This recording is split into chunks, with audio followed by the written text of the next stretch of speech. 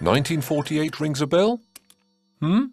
Oh yes, of course. It was in the last century, Grandma and Grandpa's generation.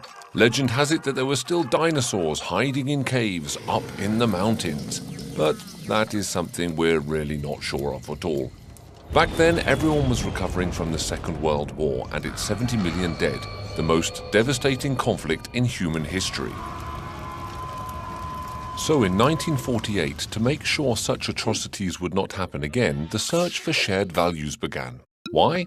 Have people unite around a strong symbol, the Universal Declaration of Human Rights.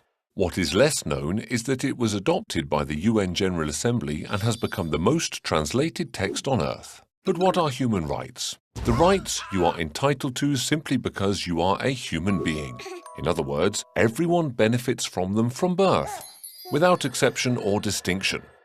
The idea behind it is that these rights are like needs. They are absolutely necessary to live well. Without them, it would be the law of the jungle, and you'd risk being beheaded if your government didn't like your Facebook status.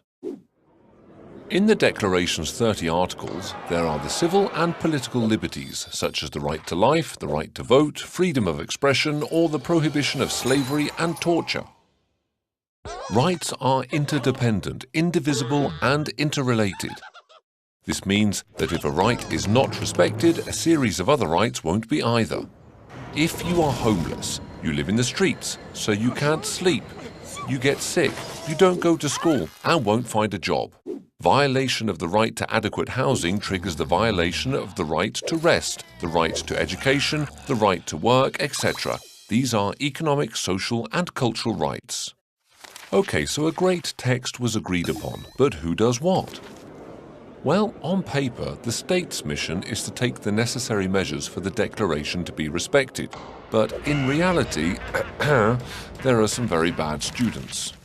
The Declaration is not a legislative text, it's an ideal. Its name says it all, it is a declaration. Therefore, it is not valid in a court of law. But most states have integrated human rights in their constitution, and therefore, they must guarantee them. You can defend human rights only if you know them. Everybody's role is to ensure they are respected.